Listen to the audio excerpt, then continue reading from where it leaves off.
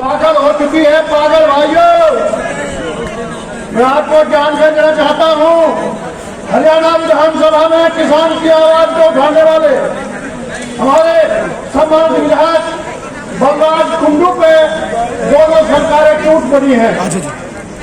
उनको लूटने का काम कर रही है किसानों को डराने के लिए, लेकिन हमें और बहादुरी के साथ अपने साथ उनको जिंदा रखना है और अपने प्यारे साथी अपने भाई बलराज कुंडू के पक्षों की इतनी जोरदार आवाज उठानी है कि दिल्ली की सरकार भी गिर जावे और हरियाणा की सरकार भी गिर जावे। बिना इसके हमारा जीतना मुश्किल है। अब ये सरकारें भटक गई है अपना रास्ता, अब ये पागल हो गई है, हमारे नेताओं को दबाने का काम करना शुरू कर दिया है, लेकिन हम दबने वाले नहीं है। हमें ये बताना होगा, जय जवान जय किसान। हम जनप्रतिनिधि चुनते हैं ताकि विधानसभा में, पार्लियामेंट में वो जनता से जुड़े हुए, किसानों से जुड़े हुए, खेती से जुड़े हुए मुद्दों को ज़ोर शोर से उठाएं। कई बार वही मुद्दे उठाने की सज़ा भी उनको मिलती है। जैसे वेस्ट बंगाल में ममता के भतीजे पे सीबीआई की चुनाव से ठीक पहले रेड हुई, ईडी इन्फोर्समेंट के वहाँ छापे हुए। यही आप पीछे देख रहे हो, महम के विधायक बलराज कुंडू, उनके यहाँ पे 26 जगह उनके आवास दफ्तर पे लगातार यहाँ छापामारी का दौर चल रहा है। और ताज्जुब की बात है, उन फाइलों को ज़्यादा खंगाला जा रहा है जो उन्होंने बच्चों की, लड़कियों की मुफ्त शिक्षा के लिए बसें लगाई, जो उन्होंने 2-2 लाख रुपए मृतक किसानों के घर पे जाके आर्थिक मदद की, जो उन्होंने बेसहारा, जिनके परिवार में कोई कमाने वाला नहीं था, उनको मदद दी। तो क्या ये अपराध हो गया?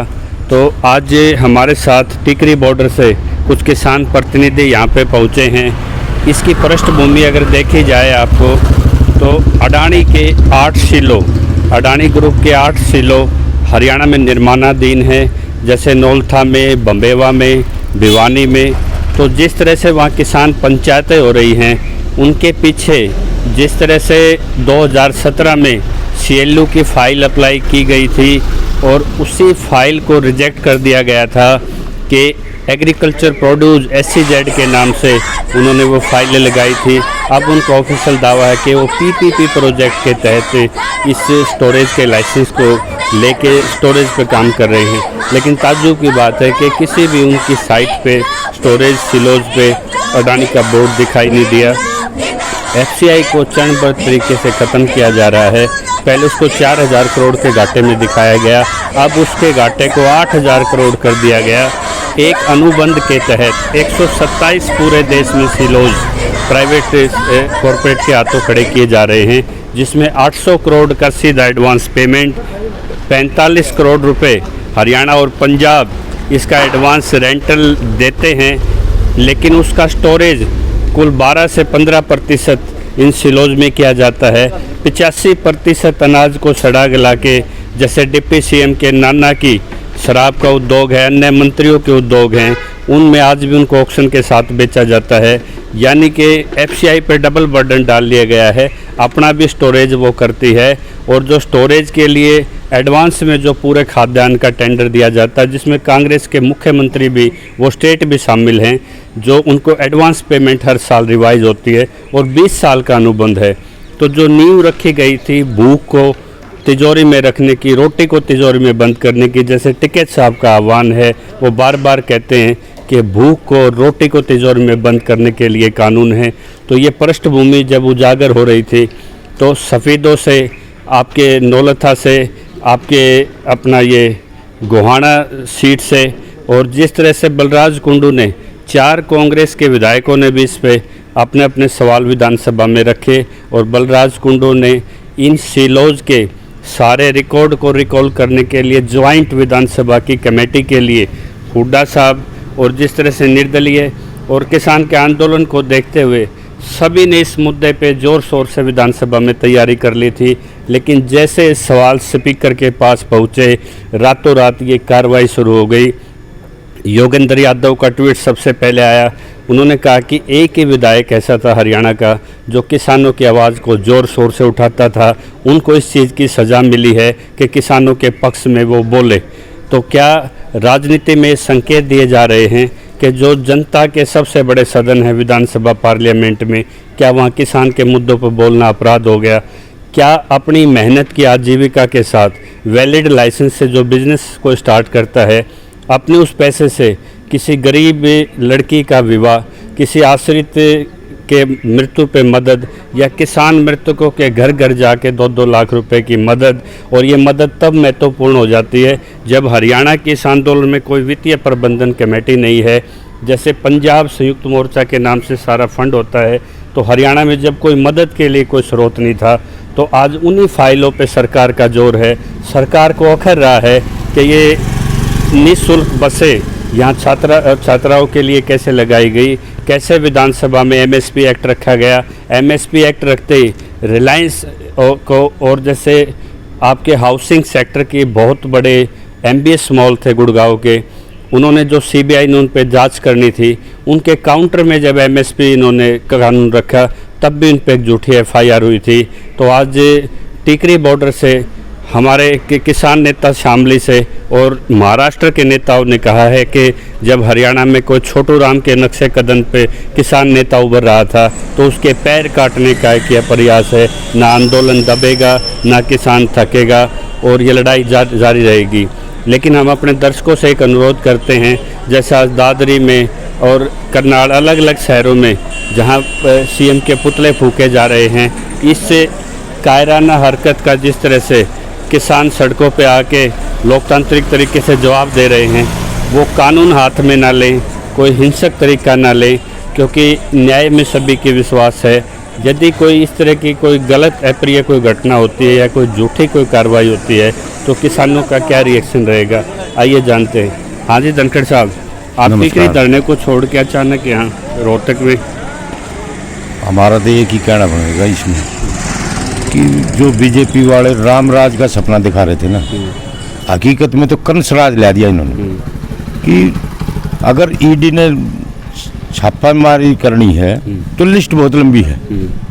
बीजेपी के इतने नेता हैं। पनामा लीक पेपर में हरियाणा के और पूरे इंडिया के लगाए 56 बड़े उद्योगपतियों के नाम थे, जिसमें आपके बाबा रामदेव का भी है, और भी हाउसेस थे। उन पे आज तक कोई कार्रवाई नहीं हुई। और रामदेव बहुत हैं यहाँ। जो गन्ना मिल का घोटाला हुआ, जो चिप बदली गई, एफआईआर पे आगे कार्रवाई नहीं हुई। यहाँ मनीष ग्रोवर पे इतनी मोटी मोटी फाइलें इनकी सीएम के पास रखी थी। सारी पूरी डिटेल से बता देंगे। बीजेपी के जो कभी 2 विधायक होते थे ना, उनमें एक विधायक था घनश्याम सराफ, जो पीछे एक्साइज एंड टैक्सेशन का मंत्री भी रहा है। तो इनकी लिस्ट बहुत लंबी है। ओपी धनखड़ का अगर पहले चुनाव के दौरान अगर उसकी प्रॉपर्टी की वो करो आकलन, और आज के आकलन करोगे तो बहुत बड़ा गैप मिलेगा। हम तो ये कहे हैं, ये ईडी और इसकी ये फंडिंग खत्म कर दो। बड़ौदा उपचुनाव में किसानों के लिए न्यूनतम समर्थन मूल्य कानून पे बोलने के लिए किसान न्याय यात्रा मंत्री के लड़के के नाम के सिलोज हैं, उन पे जहाँ एफआईआर और संपत्ति जांच होनी चाहिए थी, लेकिन किसानों के पक्ष में जो भी बोलेगा उसके गले में फंदा डाल दिया जाएगा। ये हमारे साथ महम से मोखरा गांव से यहाँ बलवान भाई आए हैं। जब से किसानों को पता लगा है, इनके गाँव में आज शहरों में प्रदर्शन हो रहे हैं। हम इस चैनल के माध्यम से आपको अपील करते हैं, कहीं भी कोई हिंसक प्रदर्शन ना करें। हमें आपको पता है कि जो किसानों के लिए लड़ता है, किसान उसका हमेशा कई गुना लौटाता है, लेकिन हमें न्याय व्यवस्था में विश्वास है, और इस पूरी व्यवस्था में ये विधायक साफ निकले, ये भी समय आने वाला आपके सामने स्पष्ट करेगा। लेकिन आज जिस तरह हमारे साथी यहाँ सुनते ही हर कोई यहाँ दौड़ आ रहा है, उनसे पूछते हैं क्या मामला है, ये क्या संवेदना इनकी जुड़ी हुई? मामला बलराज कुंडू का तो दोष इतना ही है कि जो 2-2 लाख की जो मदद की है शहीद किसानों को, तो 90 विधायकों में से एक ही विधायक ने पहल की थी। योगेंद्र यादव का ट्वीट आया है कि एक ही विधायक विधानसभा में किसानों के मुद्दे पे बोलता था, उसी को किसानों के पक्ष में बोलने का इनाम सरकार ने दिया है। नहीं, अगर टैक्सेशन डिपार्टमेंट के मंत्री थे और वे खुद टैक्स चोरी का 30 साल का एक्सपीरियंस लिए। दूसरे नंबर पे ये जो रोहतक से मंत्री थे मनीष ग्रोवर। आज हुड्डा साहब जब सरकार गिराने के लिए नो कॉन्फिडेंस मोशन की ऐलान करते हैं, उन पे भी नोटिस होते हैं, जांचें शुरू होती हैं। बलराज कुंडू जब अडानी पे सवाल लगाता है, कृषि पे सवाल लगाता है, स्टोरेज सीएलयू घोटाले पे लगाता है, 927 एकड़ कोई छोटी ज़मीन नहीं होती। जब किसान वहाँ आंदोलित हैं, शांतिपूर्वक वहाँ पंचायतें कर रहे हैं, तो जब आपके एक नेता को अगर स्वीकार कर दिया तो विधानसभा में अब आपको बोलने वाला कोई दिखाई देता है? हम तो नहीं कहें, पूरे इनको टारगेट करेंगे। अभी जिन जिन पे आज तो ये एक पे कार्रवाई करी है, अंदर वालों को भी सचेत रहना होगा, चाहे विपक्ष का कोई नेता हो। अगर आज जो चुप रहेगा बलराज कुंडू की इस कार्रवाई, जो सरकार ने कार्रवाई की है इसमें, तो इसका मतलब तो ये है कि जो भी किसान की आवाज बढ़ेगा वो सब उस सरकार सब उसकी घेरे में शामिल है। तो ये जो सुप्रीम कोर्ट हो, ईडी हो, ये तो एक तोते बना के रख दिए इन्होंने। हाँ जी रणधीर जी, आपको कोई विधायक ऐसा नजर आता है 90 विधायकों में पूरे हरियाणा में इस्तीफा दे के बाहर आ चुके हैं, तो अंदर आवाज उठा सकता हो? पूरे हरियाणा में जो पहले भी जो है बलराज कुंडू ने विधानसभा में हमारे जो किसानों के एमएसपी का जो प्रश्न रखा था, इन्हीं ने उठाया था। और बार बार जो है ना और पानी जो विधानसभा का अधिवेशन होगा, जब भी बहुत सारी बातें इसने रखनी थी। जिस तरह आपके किसान नेता की विधायक की छवि कलंकित की जा रही है, भाई ये तो क्या टिकरी बॉर्डर से क्या संकेत है?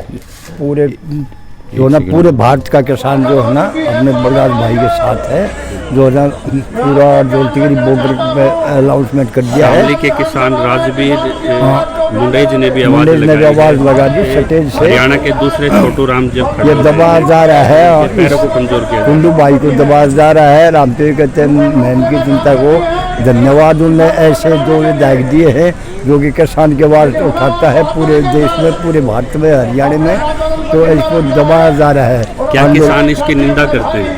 हाँ, पूरा जो है आंदोलन जो है ना इसकी निंदा करते हैं और भाई के साथ है, पूरा देश बलराज कुंडू के साथ रहेगा। यदि इन पे कोई झूठी एफआईआर होती है या कोई गिरफ्तारी होती है तो किसान क्या सड़कों पे इसको मुद्दा लेकर? बिल्कुल जी, भूख हड़ताल कर दिया पूरा भारत का किसान। अगर ईडी ने जांच ही करनी है ना, आशीष दलाल की करे जो कृषि मंत्री के बेटे हैं। हाँ, तो दो सिलोज वही तो खड़े कर रहे हैं हम। और रही गिरफ्तारी की बात, एक बलराज कुंडू की गिरफ्तारी नहीं होगी, जेलें छोटी पड़ जाएंगी, इतना वो आ जाएगा। हाँ जी, आपके विधायक ने बैरिकेड तोड़े और जिस तरह से उन्होंने रसोई वहाँ पे लगाई निस्वार्थ भाव से, आपने भी रसोई की व्यवस्था 2-3 महीने देखी। जिनके परिवार से कोई कमाने वाला गुजर गया, चाहे किसी वजह से, कोई बेटी ऐसी रहेगी जो बगैर बाप के भाई की रहेगी, उनकी मदद की, क्या ये अपराध है? नहीं जी, धर्म है। इस धर्म के लिए हम भाई साहब के साथ में खेत में था, तो उन भाई लोगों को आज बेरा पाटा में खंगाली तो मैं उससे टाइम पर पैदल 5 किलोमीटर चाल कर फिर बहु गाँव से बैठ के यहाँ आया। अगर भाई का नहीं आंगली उठाओगा तो आज आंगली को भी काट लेंगे। मतलब किसानों में इतना गुस्सा? हाँ, गुस्सा नहीं है, जोश है जी। क्योंकि आपने देखा है एक छोटी सी मोटरसाइकिल से लेके एक लीगल बिजनेस करके इन्होंने इतना बड़ी अपनी मेहनत से अपना एम्पायर खड़ा किया है और किसानों के साथ खड़े स्पष्ट हुए हैं। बैरिकेड भी किसानों के ऐसा साथ है जी, जो भाई साहब जो धर्म कर्म हमारे किसानों के लिए कर रहे हैं, इस धर्म कर्म के लिए, इसने दबाने के लिए ये छापे मारी जा रही है। और भाई वालों को या हरियाणा के किसानों को एक संदेश ये स्पष्ट कीजिए, यदि एक नेता किसानों के पक्ष में बोलता है एक ही है और उसका शिकार कर लिया जाता है, नहीं जी, तो क्या कोई और कोई किसान नेता नजर आता है आपको राजनीति में? इससे ऊपर आज का दिन हमारे लिए कोई भी नेता नहीं, जो कि एक बलराज कुंडू है और उसकी छत्र छाया में वो हमारे को सहयोग भी दे रहा है, टिकरी बॉर्डर पर ही दे रहा है और गाँव में ही दे रहा है, बेटियों की शादी भी करा रहा है और बेटियों के लिए बसें चला रहा है। आपने देखा होगा दादरी में आज मुख्यमंत्री के पुतले फूके जा रहे हैं, जगह जगह प्रदर्शन हो रहे हैं, स्टेजों से निंदा हो रही है। अगर इन पे कोई किसी झूठे मामले में उलझा के अगर इनको विधानसभा सत्र से बाहर रखा गया, मैं सच्चाई कह रहा हूँ कि किसानों की आवाज कैसे पहुँचेगी अंदर? किसानों की आवाज ऐसे पहुँचेगी जी, मार काट हो सकती है अगर बलराज कुंडू भाई का निजांगली करी गई तो बर्दाश्त नहीं होगी। ये किसानों का गुस्सा है, किसानों का गुस्सा है। लेकिन हम तो यही अनुरोध करेंगे किसान इस विरोध को भी शांतिपूर्वक दर्ज करें। तो आप देखें, कैमरामैन दिखाएंगे पीछे जिस तरह से फोकस करके, यहाँ वो फाइलें खंगाली जा रही हैं जो उन्होंने गरीब लड़कियों की शादी की, मृतकों को 2-2 लाख की मदद की, और जो बेआसरा कोई गुजर जाता था हरियाणा में कहीं भी जाके मदद करते थे, तो जैसे किसान साथी ने कहा कि उन्होंने अपना धर्म निभाया है और अपनी हिस्सेदारी अपने समाज में किसानों के लिए दी है। कमेंट्स के साथ पूरी राय दें। ये पीछे गाड़ियों का आप काफिला है, दोनों तरफ दिखाएं। ये वो गाड़ियां हैं जो यहाँ ऑफिसल्स की आई हुई हैं। चारों तरफ शहर में 26 स्थानों पे एक तरह से पूरी सरकार आज टूट के पड़ी है इस पर। तो आज देखना है कि किसान के लिए राजनीति से अलग और बदलाव के लिए कानून के माध्यम से विधानसभा में बदलाव करने वाले का क्या भविष्य किसान तय करते हैं, यह आने वाला समय बताएगा। जय किसान।